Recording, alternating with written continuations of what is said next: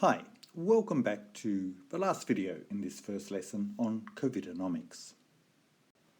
We're going to start this video by just tying up a few loose ends before looking in more detail at R0, that initial reproduction number. Think about how can we alter it if we're interested in government policy. So far, we've looked at the growth in the number of new infections, and that's just given by this little formula over here. So the number of new infections at time t is given by the initial number of infections times the initial reproduction number, R0, to the power of t. And we noted that this was exponential growth. We can rewrite this in terms of Euler's number E simply by defining the little r up here, so that R0 equals e to the power of r. We can do that because E is simply a constant. And then we substitute in, so the number of new infections at time t, simply the initial number of infected people, times e to the power of RT, which, if you remember from the previous video, is simply our continuous compounding formula. We can now just take the natural log of both sides, or the log to base e. Then if you remember back to some simple manipulation of logs that you would have done in high school, log of a times b is equal to log a plus log b. So here we can break it out into the log of n0, which is just a constant, because n0 is just a constant, plus we've got log to the base e of e to the power RT, which is simply the power RT brought down. So we can say that the log of the rate of new infection, or the log of the new infections, is simply the log of the initial number of infections plus a growth rate R over time. Or in other words, we've now got a linear relationship between the log of the number of new infections and time, and the growth rate is R. You've possibly seen the graphs in publications like the Financial Times or other newspapers where they show, instead of exponential growth, they seem to be showing linear growth. Next time you see one of these, look at the y-axis and you'll probably find they're talking about the number of new infections, not in a linear scale, but in this log linear scale. In other words, they'll have something like 10, then 100, then 1,000, then 10,000, and so on, going up that y-axis. And they're able to do that because exponential growth is the same as log linear growth, as we've shown here. By taking the log of the number of new infections, we get a linear equation with the growth rate now being R over time. But what is this reproduction number R0? Let's rewrite it as R0 is equal to E times P, where this capital E is simply the exposure rate, or you can think of that as the number of people on average who are exposed to one infected person. And P is simply the probability that an exposed person becomes infected when they're exposed to an already infected person. So we can think about an infected person wandering around during their infectious stage before they recover from the virus. And let's say during that wandering around they bump into 10 people who are susceptible to the virus.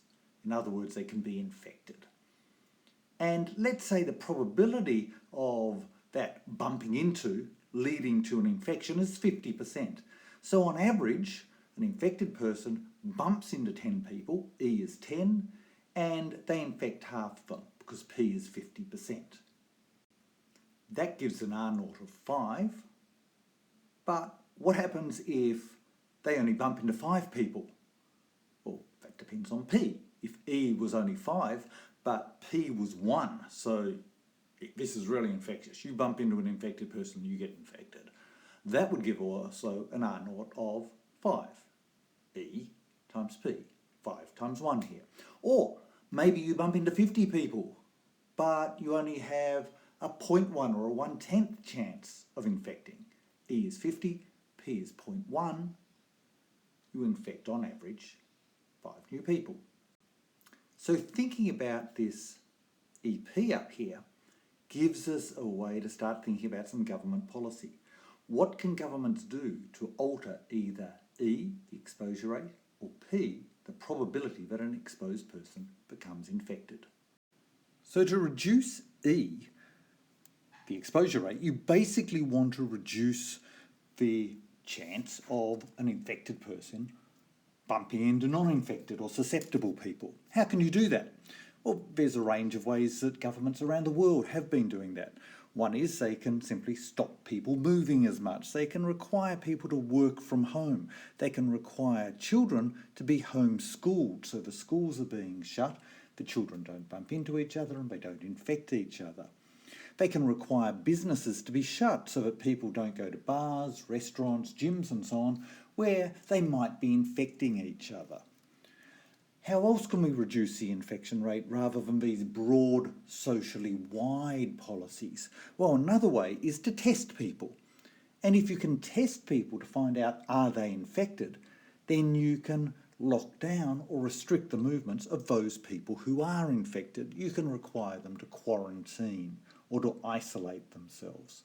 And you can also do that with people who are of higher risk. So a number of countries have required that visitors or citizens returning from overseas, returning from countries that have a high infection rate, have to go into quarantine for a period of, say, 2 weeks and have to be tested so that they can be isolated and avoid them being both infectious and bumping into other people and infecting them.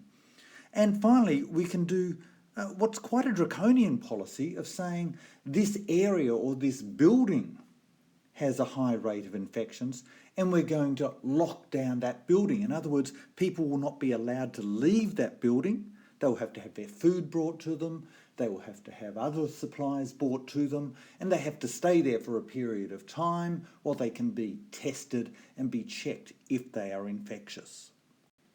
I'm actually making this video in early July 2020 when the Victorian government here in Australia has literally just locked down a number of public housing towers in Melbourne, and it's a pretty draconian and pretty drastic thing for them to do. But they considered that that was the only way of reducing the exposure and stopping what was a spike in the number of new cases. The other way that we can reduce the rate of infection is to reduce the probability of spreading the virus. And governments have a whole range of policies related to that as well. For example, there are rules on social distancing. Many countries have brought in rules that try and encourage people to stay further apart.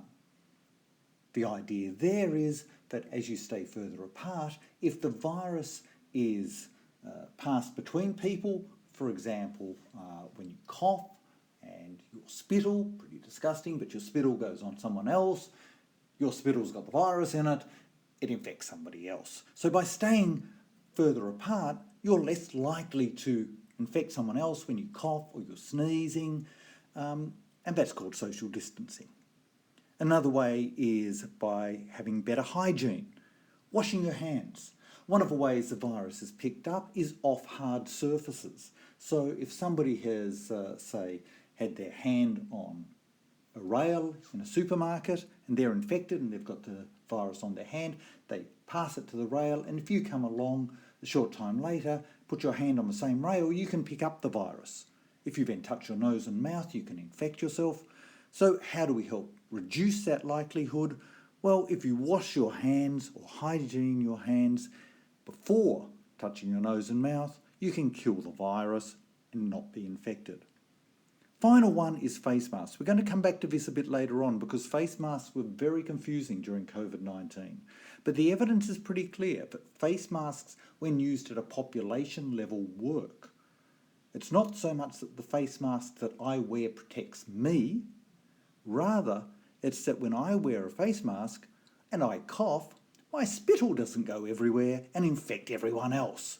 So my wearing a mask helps prevent me from spreading the disease to others. If we all wear masks, we're each protecting each other. And they're all ways of trying to bring down this infection rate. And that helps us to explain why we've been talking about R0 as the initial reproduction number. Because as government puts policies in place to reduce the spread of the virus, we can get an effective reproduction number, RE, which is different to that R0, which can be lower. Now we're going to see in the next lesson both how government policy can reduce the infection rate, but also how it will naturally change over the course of a virus. In other words, whilst we've been talking about exponential growth so far, that's only really relevant for the early stages of a pandemic. We're going to find that the reproduction number changes as the population of infected, people who have already had the virus and people who are susceptible to the virus, as that population changes due to the course of the virus. But that's enough for now.